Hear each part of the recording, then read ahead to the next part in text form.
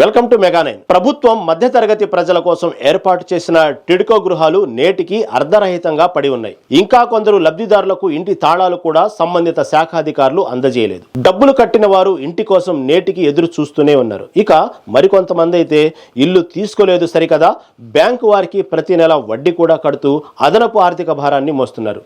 ఇల్లు రాని వారి పరిస్థితి ఇలా ఉంటే టిడ్కో గృహాలు వచ్చిన వారి పరిస్థితి మరింత దయనీయంగా మారింది. ఈ క్రమంలో ఇంతకీ టిడ్కో ఇళ్లకు మోక్షం ఎప్పుడు అని ప్రజలు ప్రశ్నిస్తున్నారు.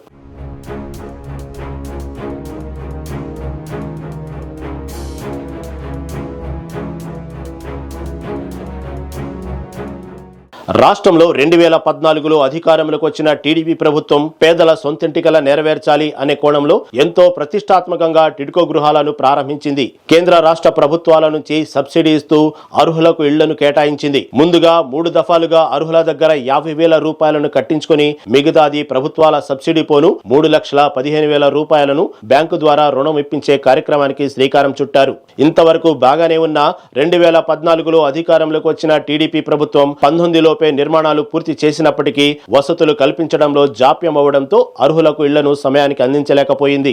2019 ఎన్నికల్లో వైసీపీ అధికారంలోకి రావడంతో పేదల కోసం మరో పథకం పెట్టి జగనన్న కాలనీ పేరుతో పేదలకు స్థలాలను మంజూరు చేశారు. ఇక మళ్లీ 2024లో టీడీపీ అధికారంలోకి రావడంతో టిడ్కో గృహాలు లబ్ధిదారుల ఊపిరి పీల్చుకున్నారు.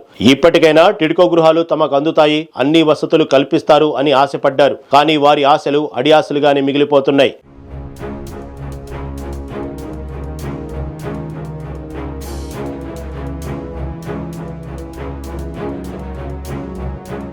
టిడ్కో గృహాల విషయంలో అర్హులు అనేక ఇబ్బందులు ఎదుర్కొంటున్నారు. పల్నాడు జిల్లా నరసరావుపేటలో మొత్తం 1504 టిడ్కో గృహాలను నిర్మించారు. వాటిలో ప్రస్తుతానికి 100 మంది కూడా ఉండటం లేదు. అసలు అర్హులకు ఇంకా ఇళ్లను ప్రభుత్వం అందించలేకపోయింది.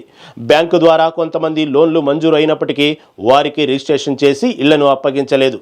లబ్ధిదారులు అటు బయట అద్దెళ్లలో రెంట్లు కడుతూ ఇటు టిడ్కో గృహాలకు సంబంధించి బ్యాంకులకు రుణాలు చెల్లించలేక అనేక ఇబ్బందులు ఎదుర్కొంటున్నారు. ముందుగా గవర్నమెంట్కి నా నమస్కారాలు తెలియజేస్తున్నాను. మేము టిడ్కో హౌసెస్లో మేము నివాసం ఉంటున్నాము.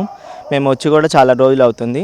అయితే మేము ఇక్కడ టిడ్కో హౌసెస్కి వచ్చాము, కానీ చాలా బాగుంటాయని మేము వచ్చాం, కానీ చాలా సౌకర్యాలు తక్కువగా ఉన్నాయి.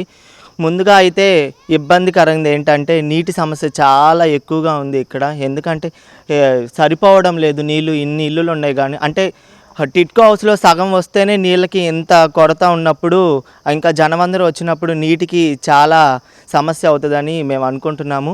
ముందుగా గవర్నమెంట్ మా మీద దయ ఉంచి ముందుగా ఈ నీటి సమస్యను తీర్చాలని కోరుకుంటున్నాము. ఎందుకంటే ఇప్పుడు ఫస్ట్ ఫ్లోర్లో ఉన్న వాళ్ళు అయితే మోసుకోగలుగుతారు, కానీ 3వ floor, 2nd floor, 3rd, 4th ఫ్లోర్లో ఉన్న వాళ్ళు అయితే నీళ్లు మోసుకోలేక చాలా ఇబ్బంది పడుతున్నారు. కొంతమంది అయితే ముసలి వాళ్ళు ఉన్నారు, కొంతమంది అయితే పిల్ల తల్లులు ఉన్నారు, కొంతమంది చిన్న పిల్లలతో ఉన్నారు. వాళ్ళైతే నీళ్లు మోసుకోలేక చాలా ఇబ్బంది పడుతున్నారు. ఒక్కసారి గవర్నమెంట్ గ్రహించి నీటి సమస్యను కొంచెం పట్టించుకుంటారని కోరుకుంటున్నాము. అలాగే చుట్టుపక్కల అయితే చెట్ల వల్ల పాములు ఎక్కువ వస్తున్నాయి, పురుగులు ఎక్కువ వస్తున్నాయి, ఎక్కువ దోమలు వస్తున్నాయి. ఎందుకంటే చిన్నపిల్లలు ఉన్నవాళ్ళు కాబట్టి అయినా సమస్యలు వచ్చినప్పుడు చాలా ఇబ్బంది అయింది. ఆ సమస్యలు రాకముందే మనం ముందుగా జాగ్రత్త తీసుకొని ఇవన్నిటిని నిర్ధారిస్తే మంచిదని నేను అనుకుంటున్నాను. కొందరి పరిస్థితి ఇలా ఉంటే మరికొందరి పరిస్థితి మరీ అధ్వానంగా మారింది. ఇప్పటికే రిజిస్ట్రేషన్లు పూర్తి చేసుకుని టిడ్కో గృహాల్లో నివసిస్తున్న వారి కష్టాలైతే వర్ణనాతీతంగా మారాయి. సరైన వసతులు లేక అవస్థలు పడుతున్నారు. మంచినీరు అందించే విషయంలో మున్సిపాలిటీ నుండి వచ్చే నీరు సరిపోక ఇచ్చే నీటిని కూడా తక్కువ సమయం ఇస్తున్న క్రమంలో బ్రతుకుదెరువు కోసం బయటకు వెళ్లినా నీరు వచ్చే సమయానికి ఎక్కడి నుంచో వచ్చి మంచినీరు పట్టుకోవాల్సిన పరిస్థితి ఉందని స్థానికులు ఆవేదన వ్యక్తం చేశారు. నీరు రాని పక్షంలో గ్రౌండ్ ఫ్లోర్ నుంచి 3 ఫ్లోర్లకు నీటిని మోసుకెళ్లాలి అంటే అవస్థలు పడుతున్నామని వృద్ధులు, బాలింతలు ఆవేదన వ్యక్తం చేస్తున్నారు. మేము ఇక్కడ చాలా సమస్యలు ఫేస్ చేస్తున్నాం సార్.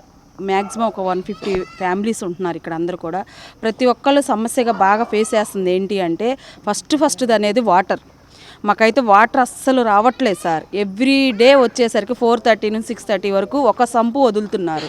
ఆ ఒక్క సంపు ఇంతమంది ఫ్యామిలీస్కి రావట్లేదు ఎవ్వరికి కూడా నీళ్లు. దాంట్లో ఏమవుతుందంటే ఉప్పు నీళ్ళ బోర్లు కూడా మాకు ఎవ్వరికి. మేమందరం వాడుకోవాలంటే చాలా ఇబ్బందులు పడుతున్నాం. ఆ ఒక్క అరగంట పట్టుకున్న నీళ్లు ఇన్ని ఫ్యామిలీస్కి మాకు అస్సలు చాలట్లేదు సార్. దయచేసి మీరు దయించి ఈ ఎండాకాలంలో మాకు ఈ వాటర్ సమస్యని తీర్చాలని, ముఖ్యంగా మాకున్న సమస్య వాటర్ మెయిన్. అదే కాకుండా ఇంకొకటి ఏంటంటే సార్, మన మాది మేము ఉండేది 21 బ్లాక్. మా ఎదురు బ్లాక్లో ఇళ్లలో ఓన్ హౌస్లో ఉండేవాళ్ళు కూడా, ఒక ఫ్యామిలీగా ఉండేవాళ్ళు కూడా, ఫ్యామిలీస్ వాళ్ళ వైఫ్ ఊరికి వెళ్తే ఒక 10 మందిని తీసుకొచ్చేసి డ్రింక్ చేసేసి తాగి ఇళ్ల పక్కన ఉన్న ఫ్యామిలీస్కి కూడా బాగా డిస్టర్బెన్స్ చేస్తున్నారు. అదేమంటే మేము ఇక్కడ ఉంటున్నాము అంటున్నారు సార్. ఇలా తాగుబోతే వాళ్ళ గొడవలు ఎక్కువైపోయినాయి. ఇంకా పేకాట ఆడుతున్నారు ఖాళీ ఉన్న ఇళ్లలో తాళాలు పగలగొట్టేసి. అసలు చాలా డిస్టర్బెన్స్గా ఆడవాళ్ళ ఫ్యామిలీలు ఉండాలి అంటే మా వల్ల కావట్లేదు. ఇది ఊరి చివరి ఉంది. ఆడవాళ్ళు మగవాళ్ళందరూ ఇళ్లలో పళ్ళుకి వెళ్తే ఉండేది సింగిల్ లేడీసే. వీళ్ళు ఏ టయాన్ని ఏం జరుగుతుందన్న టెన్షన్తో మేము ఎక్కడైతే ఉండలేకపోతున్నాం సార్. నీటి పరిస్థితి ఇలా ఉంటే మరికొందరు ఇళ్లను అద్దెలకు ఇవ్వడంతో అసాంఘిక కార్యకలాపాలకు అడ్డాగా మారిందని స్థానికులు చెబుతున్నారు. కాస్త చీకటి పడితే చాలు విద్యుత్ దీపాలు వెలగవని చెబుతున్నారు. మున్సిపాలిటీ వారు కనీసం 10 రోజులకు ఒకసారి అయినా ఇటువైపు కన్నెత్తి చూడడం లేదు అని అంటున్నారు. సాయంత్రం పూట కాస్త ఆరుబయట కూర్చోవాలనుకున్నా భయంగా ఉంటుంది అని స్థానిక మహిళ చెబుతున్నారు. కాలువలు తీయడం లేదు, బాగా స్మెల్ వస్తుంది, ఉండలేకపోతున్నాము. లైట్లు కూడా లేవు, దారిలో బయట నుంచి వస్తున్నా కూడా లైట్లు లేవు, భయంగా ఉంది. పాములు వస్తున్నాయి, నీళ్ళ వాటర్ కూడా లేదు సరిగా, చాలా ఇబ్బందిగా ఉంది. దయచేసి కాలువలు లైట్లు వేయించవలెను. మాకు లీకేజీ గొట్టాల నుంచి బాగా వస్తుంది, మురికి వాసన కంపు కొట్టేస్తుంది.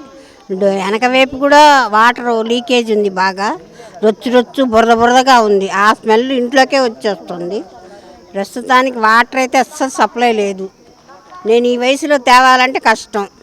అందుకని దయచేసి మీరు మా బాధని పరిగణనలో తీసుకొని మాకు చేయాల్సిన ఇది చెయ్యండి.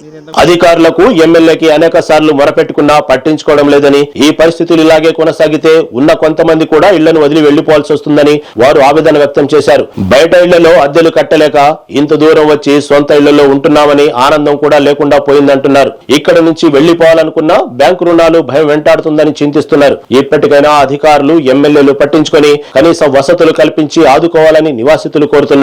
घरा किसे भी देना नहीं है, किसके घरा उसे दे डाले कर लो, क्या प्रॉब्लम रहता नहीं. अब क्या को तो घरा टिक्को गए होने से कौन पड़े उन्होंने आते हैं. घरा में कैसे पड़े वैसा चलते हैं, दारू पीते सुनो, कैसे पड़े से गलीस कामा करते सुनो, सब भी आते हैं. उसके वास्ते हो को किसके घरा उसे दिए कर लो, सब भी जन आ गए कर लो, किसके घरा पाक कर लेते अच्छे तरह से रहते. उसके वास्ते किसके घरा देने की कोशिश करो. उसके वास्ते को गवर्नमेंट को हमें बात करते हैं, हमारे ज़रा हमारे प्रॉब्लम था सभी सॉल्व करे तो हमें अच्छे तरह से खुशी से रहते. हमें इतने दूर आकर रहते हैं तो कहीं को घरा नहीं है को कितना. उसके वास्ते हो को हमारे प्रॉब्लम सॉल्व कर को घरा किसके उसे देने की कोशिश करने की सलाम करती हूँ.